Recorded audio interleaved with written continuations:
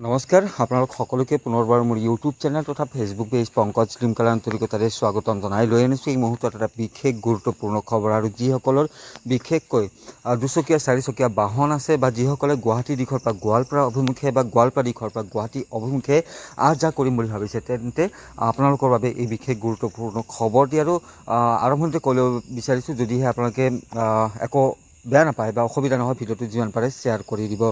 তো যিকোনো মুহূৰ্ততে 17 নম্বৰ ৰাষ্ট্ৰীয় ঘাইপথেৰে যাতায়াত ব্যৱস্থা পুনৰবাৰ বিচ্ছিন্ন হৈ যাব পাৰে, কিয়নো দক্ষিণ কামৰূপৰ বকুৱাৰুকি থানাৰ অন্তৰ্গত যি চিংৰা আৰু বকৰ মাজৰ যি খালনিবাৰী আছে এই খালনিবাৰীৰ মাজত পুনৰবাৰ ৰাষ্ট্ৰীয় ঘাইপথৰ কাষেৰে ওপৰেৰে এনেদৰে পানী বাগৰিছে, হুৱাই পানী বাগৰিছে।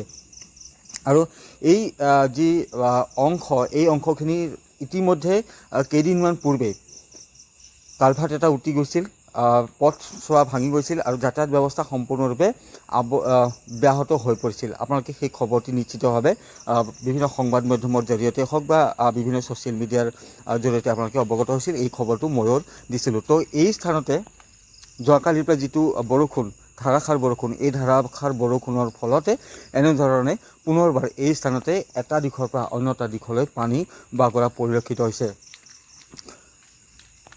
আৰু খুব বিপদজনকভাৱে দুচকীয়া বা চাৰিচকীয়া যান বাহনসমূহ চলাচল কৰিবলগীয়া হৈছে বা আহ যাহ কৰিবলগীয়া হৈছে। এই স্থানতে আপোনালোকে দেখি আছে আবদ্ধ হৈ পৰিছিল কেইবাখনো বাহন।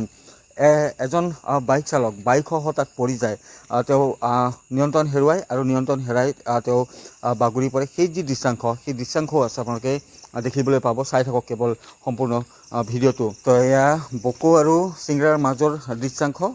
এই যিখন বাইক আপোনালোকে চাওক, যুৱকজনৰ চেণ্ডেল এপাত ওলাই যায় আৰু চেণ্ডেল পাত ধৰিবলৈ লওঁতে আনবেলেঞ্চ হয়, পুনৰবাৰ যুৱকজন আচলতে পৰি যায় বাইকসহ।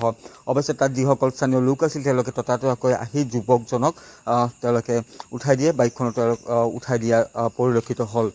তো এনেধৰণে যিকোনো মুহূৰ্ততে বিচ্ছিন্ন হৈ যাব পাৰে 17 নম্বৰ ৰাষ্ট্ৰীয় ঘাইপথেৰে যাতায়াত ব্যৱস্থা। যদি আজি বৰষুণ দি থাকে তেতিয়াহ'লে নিশ্চিতভাৱে সম্পূৰ্ণৰূপে ব্যাহত হৈ পৰিব যাতায়াত ব্যৱস্থা এই 17 নম্বৰ ৰাষ্ট্ৰীয় ঘাইপথেৰে। আৰু বিশেষকৈ চিংৰা আৰু বকৰ মাজত যি খালনিবাৰী আছে এই খালনিবাৰীৰ মাজত এই অংশতে তো দেখি আছে আপোনালোকে কি বিপদজনকভাৱে পাৰ হৈছে এওঁলোকে।